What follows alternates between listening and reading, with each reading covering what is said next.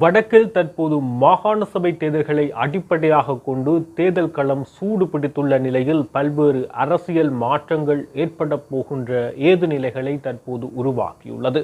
அந்த வகையில் யாழ்ப்பாண மாவட்ட பாராளுமன்ற உறுப்பினர் ராமநாதன் அர்ச்சுனா தன்னுடைய பாராளுமன்ற பதவியை இருந்து விலகி மாகாண சபை தேர்தலில் முதலமைச்சர் ஆவதற்குரிய செயற்பாடுகளை மேற்கொள்வதற்காக முழுமையாக தன்னை மாகாண சபை தேர்தல்களில் ஒத்துழைக்க மாகாண சபை தேர்தல்களில் தன்னை அர்ப்பணிக்க முடிவெடுத்துள்ளார் ஒரு விடயம். இரண்டாவதாக, இதுவரை உத்தியோகபூர்வமாக தகவல்கள் வெளியாகாத நிலையிலும் தற்போது தனியார் தொலைக்காட்சி ஒன்றுக்கு தமிழரசு கட்சியினுடைய முன்னாள் பாராளுமன்ற உறுப்பினர் சுமந்திரன் அந்த விடயத்தை சாதுவாக வெளிப்படுத்தியுள்ளார். அது என்னவென பார்க்கின்ற போது சிவஞானம் ஸ்ரீதரன், குறிப்பாக கிளிநொச்சி மாவட்ட பாராளுமன்ற உறுப்பினராக உள்ள அவர் மாகாண சபை தேர்தலில் போட்டியிடுவதற்கான சில முயற்சிகளை அல்லது சில கலந்துரையாடல்களை மேற்கொள்ள ஆரம்பித்துள்ளார். தன்னுடைய பாராளுமன்ற பதவியில் இருந்து தன்னை விலக்கி அவர் மாகாண சபை தேர்தலில் போட்டியிடுவதற்கான ஆயுத்தங்களை மேற்கொள்ள உள்ளார். இது இரண்டாவது விடயமாகவும், மூன்றாவதாக தமிழரசு கட்சியின் பொதுச் செயலாளராக உள்ள சுமந்திரன் பாராளுமன்றம் செல்வாரா என்ற கேள்விகள் எழுப்பப்பட்டது. இந்த மூன்று விடயங்களும் இந்த மாகாண சபை தேர்தலை குறிவைத்து தற்போது தமிழ் பரப்பில் ஒரு அரசியல் பேசு பொருளாக மாறியுள்ளது. இந்த மூன்று விடயங்களுக்கும் ஒரு இணைப்பு உள்ளதாக பார்க்கப்படுகின்றது. என்னவென பார்க்கின்ற போது, இந்த மாகாண சபை ஏன் இந்த முறை தமிழ் கட்சிகள் கைப்பற்றியே ஆக வேண்டும் என்ற நிர்பந்தத்தில் இருக்கிறார்கள் என்றால், இம்முறை புதிய அரசியலமைப்பு உருவாக்கப்படுகின்ற போது 13ஆம் திருத்தம் வலுப்படுத்தப்படுகின்ற போது மாகாண சபைகளுக்கான முழுமையான அதிகாரங்கள் இந்த தேசிய மக்கள் சக்தி அரசாங்கம் கொடுக்க இருக்கிறது. குறிப்பாக நாடு பூராகவும் உள்ளூராட்சி மன்றங்களை இந்த தேசிய மக்கள் சக்தி கைப்பற்றுவதே தேசிய மக்கள் சக்தியின் நோக்கமாக காணப்படுகின்றது. இந்த நிலையில் அவ்வாறு கைப்பற்றுகின்ற தேசிய மக்கள் சக்தி வடக்கு கிழக்கு மாகாணங்களிலும் உள்ளூராட்சி மன்றங்களை முழுமையாக தம்முடைய கட்டுப்பாட்டில் கைப்பற்ற வேண்டும் என்ற முனைப்புடன் தீவிரமாக செயற்பட்டு வருகின்றது. இந்த நிலையில் இவ்வாறு உள்ளூராட்சி மன்ற தேர்தல்களில் மாகாண சபைகளுக்கான அதிகாரங்களை புதிய அரசியலமைப்பினூடாக முழுமையாக வழங்க தேசிய மக்கள் சக்தி தீர்மானித்துள்ள நிலையில் இதனை பயன்படுத்துவதற்காக அனைத்து கட்சிகளும் தமிழ் கட்சியிலிருந்து சுயேட்சை குழுவில் மக்கள் செல்வாக்குள்ள அர்ச்சுனா ராமநாதன் வரை தற்போது அந்த அதிகாரத்தை பெற்றுக் கொள்வதற்காக முனைகிறார்கள். நிதியளித்தல் அதிகாரத்தில் இருந்து மாகாணத்தினுடைய முழுமையான அபிவிருத்தி தொடர்பாகவும் மாகாணத்தின் முழுமையான ஆளுமை தொடர்பாகவும் இதுவரை ஆளுநர்களிடமிருந்த அதிகாரம் முற்றுமுழுதாக இந்த புதிய அரசியலமைப்பின் ஊடாகவும் 13ஐ பலப்படுத்துவதன் ஊடாகவும் அது முதலமைச்சர்களுக்கு செல்ல போகின்றது. இந்த நிலையில் இது தொடர்பான அரசியல் ஆட்டம் தற்போது ஆரம்பிக்கப்பட்டுள்ளது. தனியார் தொலைக்காட்சி ஒன்றின் நேர்காணல் நிகழ்ச்சியில் நீங்கள் சுமந்திரன் அவர்களிடம் கேள்வி எழுப்பப்படுகின்றது, பாராளுமன்ற உறுப்பினராக உங்களுடைய கட்சியில் இருந்து இப்பொழுது பாராளுமன்ற உறுப்பினராக இருக்கும் யாராவது ஒருவர் பதவி விலகின்ற பட்சத்தில் அல்லது தேசிய பட்டியல் உறுப்புரிமையிலிருந்து யாராவது நீங்குகின்ற பட்சத்தில் நீங்கள் பாராளுமன்றம் செல்வீர்களா என கேள்வி எழுப்பப்பட்ட போது சுமந்திரன் ஒரு கருத்தை வெளியிடுகிறார். அதாவது மத்திய குழு கூட்டத்தின் போது கலந்துரையாடப்பட்ட ஒரு விடயம், இரகசியமான ஒரு விடயத்தை அவர் தற்போது பகிரங்கப்படுத்தியுள்ளார். அந்த வகையில் இந்த மத்திய குழு கூட்டத்தில் ஏற்கனவே தான் தேசிய பட்டியலூடாக தான் தேர்தல் காலங்களுக்கு முன்னரே நிலைப்பாடை கொண்டிருந்ததாகவும், நான் நேரடியாக தேர்தலில் போட்டியிட்டு வெற்றி பெற்றால் மாத்திரம் பாராளுமன்றம் செல்வேன், மற்றபடி தேசிய பட்டியலூடாகவோ அல்லது தோல்வியடைந்த பின் அந்த தேசிய பட்டியலை பிரயோகித்தோ பாராளுமன்றம் செல்ல நான் ஒருபோதும் விரும்ப மாட்டேன் என அவர் தெளிவாக தெரிவித்திருந்தார். இந்த நிலைப்பாட்டிலே தான் தொடர்ந்தும் இருப்பதாக, ஆனால் இந்த பாராளுமன்ற தேர்தலில் போட்டியிட்ட போது அதிகூடிய விருப்பு வாக்குகளில் 2வது இடத்தை நானே பெற்றுள்ளேன். 1வது இடத்தில் சிவஞானம் ஸ்ரீதரன் இருக்கின்றார். எனவே 1வது இடத்தில் இருக்கின்ற நபர் ஏதாவது ஒரு காரணத்துக்காக தனது பதவியை ராஜினாமா செய்கின்ற போது அது அப்படியே ஏற்புடையதாக இயல்பாகவே அடுத்த 2வது விருப்பு வாக்குகள் அதிகம் பெற்ற என்ற அடிப்படையில் நான் பாராளுமன்ற உறுப்பினராக தெரிவு செய்யப்படுவேன். அவ்வாறு தெரிவு செய்யப்படுவது சரியான ஒரு விடயம். அந்த கருத்து நிலையில் நான் ஏற்கனவே உடன்பட்டிருக்கிறேன். எனவே அவ்வாறு ஒரு சந்தர்ப்பம் ஏற்படுமானால் நான் பாராளுமன்றம் செல்வேன் என குறிப்பிடுகிறார். அத்துடன் அவரும் இந்த மாகாண சபை தேர்தலில் போட்டியிடுவதற்கான ஏற்பாடுகளிலும் ஆசையிலும் சில செயற்பாடுகள் அவருக்கும் அந்த விடயங்கள் இருக்கின்றது.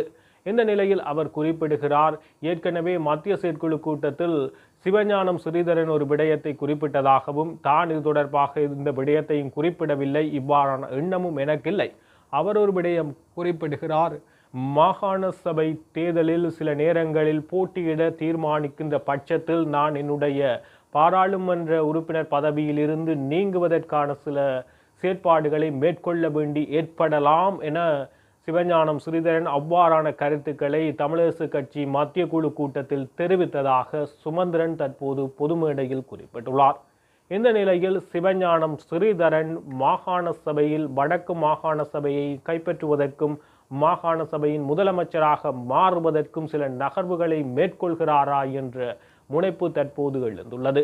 ஏனென்றால் தற்பொழுது மாகாண சபை அமையப் போகின்ற நிலையில் மாகாண சபைகளுக்கு முழுமையான அதிகாரம் தேசிய மக்கள் சக்தி அரசாங்கத்தின் புதிய அரசியலமைப்பினூடாக வழங்கப்பட இருப்பதன் காரணமாக மாகாண சபையை கைப்பற்ற வேண்டும் என்ற முனைப்பு அதிகரித்துள்ளது.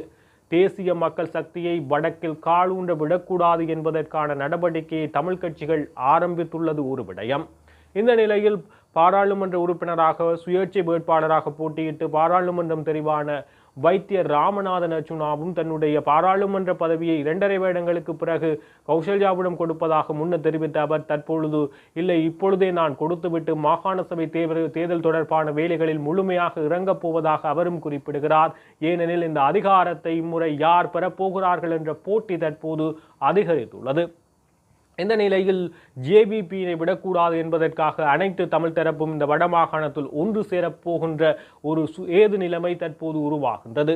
தமிழரசு கட்சியினுடைய பதில் தலைவராக உள்ள CVK சிவஞானம் தற்போது கடிதம் ஒன்றை விடுக்கிறார். அதாவது முன்னர் தமிழரசு கட்சி முன்னர் தமிழ் தேசிய கூட்டமைப்பாக இருந்த கட்சிகள் அனைத்துக்கும் கடிதம் ஒன்றை விடுத்து அழைப்பு விடுக்கிறார். தமிழ் மக்களின் நலனுக்காக நாங்கள் அனைவரும் மீண்டும் தமிழ் தேசிய கூட்டமைப்பாக உருவாக வேண்டும். அது தொடர்பாக பேசுவதற்கு நீங்கள் அவ்வாறான நிலைப்பாட்டில் இருந்தால் பேச வர வேண்டும் என அழைப்பு விடுக்கிறார். அந்த வகையில் EPRLF-இன் கட்சி சுரேஷ் பிரேமச்சந்திரனுக்கும் டெலோ சார்பாக செல்வம் அடைக்கலநாதனுக்கும் புளொட் சார்பாக சித்தார்த்தன் அவர்களுக்கும் இந்த கடிதம் அனுப்பப்பட்டுள்ளது. இந்த கடிதத்தில் தமிழ் மக்களினுடைய நலனுக்காக நாங்கள் முன்னைய காலங்களில் தமிழ் தேசிய கூட்டமைப்பாக செயற்பட்டது போன்று இம்முறையும் உள்ளூராட்சி மன்ற தேர்தல்களில் தமிழ் தேசிய கூட்டமைப்பாக செயற்பட வேண்டும். தமிழ் தேசிய கூட்டமைப்பாக ஒன்றிணைந்து உள்ளூராட்சி மன்ற தேர்தலில் போட்டியிட வேண்டும். இல்லை என்றால் தனித்தனியே போட்டியிட்டு பின்னர் உள்ளூராட்சி சபை நிர்வாகங்களை கைப்பற்றக்கூடிய வகையில் மீண்டும் ஒன்றிணைந்து நாங்கள் உள்ளூராட்சி சபைகளை கைப்பற்ற வேண்டும் என CVK சிவஞானம் குறிப்பிடுகிறார். இந்த இரண்டில் ஒரு விடயத்தை நாம் மேற்கொள்ள வேண்டும், அதற்காக நாம் அனைவரும் ஒன்றிணைய வேண்டும் என அவ்வாறான எண்ணப்பாடு இருந்தால் நீங்கள் எங்களுடன் ஒன்றிணைய வாருங்கள் என தற்போது CVK சிவஞானம் அழைப்பு விடுக்கின்றார். இதற்கு முதன்மையான காரணம் வடக்கில் இம்முறை உள்ளூராட்சி மன்றங்களை தேசிய மக்கள் சக்தி கைப்பற்றவிடக் கூடாது என்பதே இதன் தீவிரமான ஒரு விடயமாக பார்க்கப்படுகிறது. இந்த நிலையில் இந்த விடயம் தொடர்பாக இதுவரை பல்வேறு தோல்வியுற்ற அரசியல் தலைவர்களாக டக்ளஸ் தேவானந்தா, அங்கஜன் ராமநாதன் உட்பட பல தரப்பினர் காணப்படுகின்றனர்.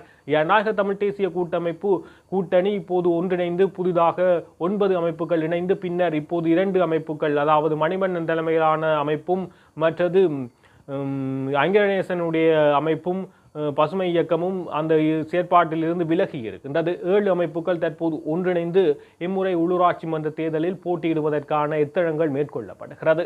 இந்த நிலையில் டக்ளஸ் தேவானந்தாவும் தற்போது ஒரு அறிவிப்பை விடுகிறார். தமிழ் தேசிய கட்சிகளுடனும் தமிழ் கட்சிகளுடன் ஒன்றிணைந்து நான் இந்த உள்ளூராட்சி மன்ற தேர்தலில் எதிர்கொள்வதற்கு தயாராக இருக்கின்றேன் என டக்ளஸ் தேவானந்தா தற்பொழுது அறிவிப்பை விடுகிறார். ஏனென்றால் நாம் தமிழர்களுடைய நலனுக்காகவே தொடர்ச்சியாக ஈழமக்கள் ஜனநாயக கட்சி இயங்கி வந்தது. தமிழர்களுடைய அபிவிருத்தி, தீர்க்கப்படாத பிரச்சனைகளை தீர்த்து வைப்பதே ஈழமக்கள் ஜனநாயக கட்சியினுடைய அரசியல் கொள்கையாகவும் இன்று வரையான அரசியல் அபிலாசையாகவும் காணப்படுகின்றது. எனவே அதன் அடிப்படையில் தமிழ் கட்சிகள் ஒன்று சேர்ந்தால் நானும் அக்கட்சியுடன் இணைந்து கொள்கை அளவில் இணைந்து போட்டியிடுவதற்கு தயாராக உள்ளதாகவும், பல்வேறு காலங்களில் இந்த சந்தர்ப்பங்கள் வந்தபோது தமிழ் கட்சியினரே இதனை குழப்பினார்கள். நான் பரந்துபட்ட அழைப்பை விடுத்த போதும் தமிழ் கட்சிகள் அதனை ஏற்காது குழப்பினார்கள். தற்போது இதற்கான காலம் வந்தால், எனக்கு அழைப்பு விடுக்கப்பட்டால் என்னுடன் நான் உள்ளூராட்சி மன்ற தேர்தலில் அவர்களுடன் இணைந்து போட்டியிடுவதற்கும் இணைந்து செயற்படவும் தயாராக இருப்பதாகவும், கடந்த ஆட்சி காலங்களில் குறிப்பாக தமிழ் அரசு கட்சி தமிழ் தேசிய கூட்டமைப்பு உள்ளூராட்சி மன்றங்களில் தொங்கு நிலையில் காணப்பட்ட போது அவர்கள் ஆட்சி அமைப்பதற்கு ஈழமக்கள் ஜனநாயக கட்சியை உதவி செய்ததாக சுட்டிக்காட்டுகிறார். அதாவது யாழ் மாநகர சபையின் கடந்த காலங்களில் ஆர்னோல்ட் மாநகர சபை முதல்வராக வருவதற்கும் ஆட்சி அமைப்பதற்கும் ஈழ மக்கள் ஜனநாயக கட்சி உதவியது. அதேபோல் மணிவண்ணன் யாழ் மாநகர சபை முதலமைச்சர் ஆவதற்கும் ஈழ மக்கள் ஜனநாயக கட்சி அவர்கள் தொங்கு நிலையில் இருந்தபோது உதவி செய்து நிர்வாகத்தை சபையை கைப்பற்றுவதற்கான ஆளுமையை அவர்களுக்கு ஈழ மக்கள் ஜனநாயக கட்சி வழங்கியதாக டக்ளஸ் தேவானந்தா குறிப்பிடுகிறார். இந்த நிலையில் இந்த தமிழ் கட்சிகள் ஒன்றிணைந்து இம்முறை தேசிய மக்கள் சக்தியை தோற்கடிப்பதன் ஊடாக உள்ளூராட்சி சபைகளை கைப்பற்றுவதற்கு தீவிர முயற்சி எடுக்கிறது. அந்த வகையில் இம்முறை மாகாண சபைகள் அதிகாரம் மிக்கதாக மாறப்போகின்றது புதிய அரசியலமைப்பினூடாக. எனவே இந்த மாகாண சபையை கைப்பற்றுவதற்கு தற்போது பல்வேறு அரசியல் தலைவர்களும் ஆசை கொண்டுள்ளனர். இதன் காரணமாக இனிவரும் காலங்களில் பல்வேறு மாற்றங்கள், அரசியல் குழப்பங்கள், கட்சிகளுக்குள்ளே பிளவுகள் என்பது தாராளமாக இடம்பெறப் போகின்றது. ஏனெனில் இம்முறை மாகாண சபை கதிரை என்பது அதிகாரம் மிக்க ஒரு கதிரையாக மாறியுள்ளது. எனவே அதற்கான போட்டி தற்போது வலுவடைந்துள்ளது. சிவஞானம் ஸ்ரீதரன் தமிழரசு கட்சியின் தலைவராக தெரிவு செய்யப்பட்ட போதிலும் வழக்குகள் காரணமாக இன்று வரை தலைமை பதவி ஏற்க முடியாத நிலையில் உள்ளார். அவர் தன்னுடைய பாராளுமன்ற பதவியை துறந்து மாகாண சபையின் முதலமைச்சராக போட்டியிடப் போகிறாரா என்பது இனிவரும் காலங்களில் வெளிவரும். ஆனால் இதுவரை அவர் தெரிவிக்கவில்லை. ஆனால் அவருடைய கட்சியிலிருந்து இன்றைய தினம் சுமந்திரன் அதனை வெளிப்படையாக அவருக்கு அவ்வாறான நிலைப்பாடு உள்ளது என்பது தொடர்பாக வெளிப்படுத்தியுள்ளார். பாராளுமன்ற உறுப்பினர் ராமநாதன் அர்ச்சுனாவும் தனது தனிப்பட்ட காணொலியில் பெயர் விடாமல் கிளிநொச்சி மாவட்டத்தைச் சேர்ந்த பாராளுமன்ற உறுப்பினர் என குறிப்பிடுகிறார். அது இவரைத்தான் குறிப்பிடுகிறார் என்பது தெளிவாக தெரிகிறது.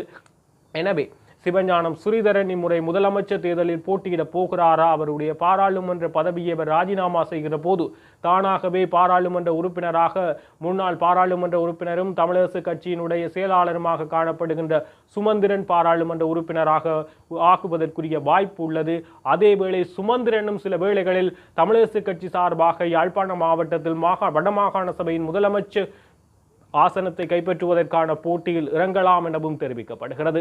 எனவே சிவஞானம் ஸ்ரீதரன், சுமந்திரன், பாராளுமன்ற உறுப்பினர் ராமநாதன் அர்ச்சுனா ஆகியோருக்கு இடையிலும் ஜேவிபியினுடைய சார்பாக போட்டியிடப் போகின்ற உறுப்பினர்களுக்கு இடையிலும் பல்வேறுபட்ட மோதல்கள் இம்முறை மாகாண சபை தேர்தல் கதிரைக்காக இடம்பெறப் போகிறது. இதனால் சூடு பிடித்த ஒரு களமாக இம்முறை மாகாண சபை தேர்தல் களம் மாறப்போகிறது. எதிர்வரும் காலங்களில் தான் இந்த திருப்பங்கள் தொடர்பாக நாம் சரியான கணிப்பை வெளியிட முடியும்.